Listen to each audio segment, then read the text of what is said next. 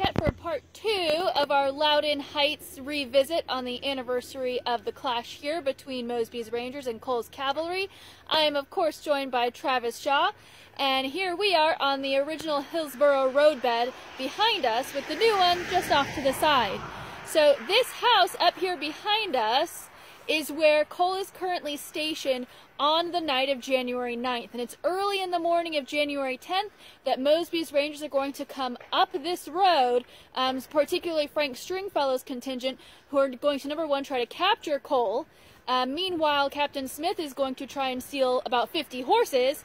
And if that's not enough, John Mosby and the rest of the Rangers are going to be across the roadway here, trying to spring an attack on Cole's camp.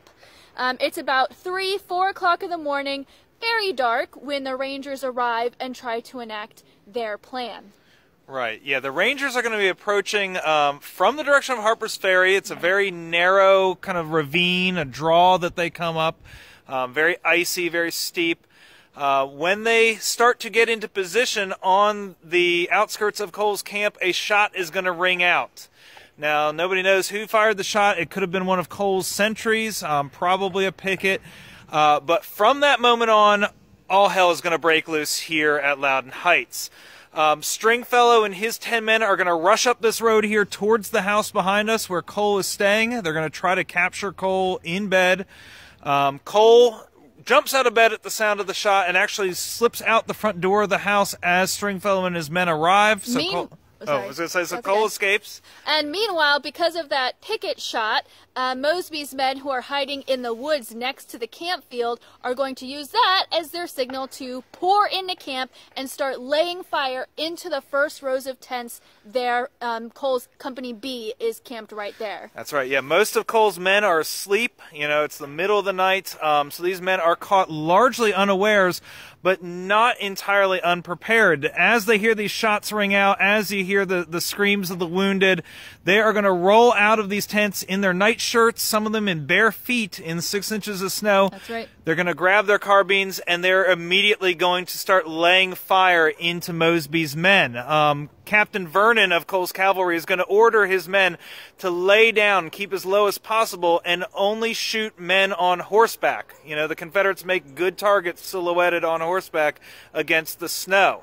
Mosby was counting on chaos being on his side here at Loudoun Heights, but he quickly finds that the chaos is going to benefit the Union soldiers who are here hunkered down and shooting upwards. So while Mosby is able to get, several casualties in, he's ultimately unable to capture Cole, and we don't know what happened. The 50 horses probably didn't get stolen either. Yeah, a few horses are captured, but not what Mosby was expecting. At one point, Captain Smith, in the chaos, urges his men to start lighting tents on fire to give the Rangers some light to go by.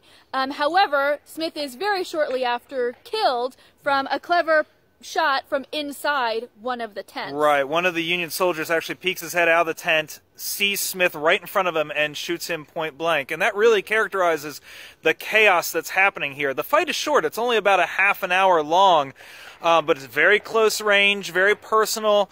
At one point, Stringfellow's men actually start accidentally shooting at Mosby's men, so there's some friendly fire going on. Smith goes down with a bullet to the head. He's killed instantly. Vernon, the Federal captain, he's shot in the face. He goes down. Turner, yeah, another one of Mosby's officers is mortally wounded. It is absolute chaos. Now, all of this gunfire is going to get the attention of the garrison at Harper's Ferry, which is only about a mile away as the crow flies. One of Cole's men actually runs down to Harper's Ferry. He's barefoot, and so when the sentries at the bridge hear him approaching, at first they think it's a horse because his feet are frozen so solid they think it's hoofbeats that they're hearing. So Harper's Ferry sends up the 34th Massachusetts to help reinforce Cole's cavalry, but by the time the infantry arrives, Mosby and his men have departed quickly back down the Hillsborough Road and to relative safety. Right, and so we hope you'll join us at our next stop where we talk about the aftermath of the battle here at Loudoun Heights. Thank you.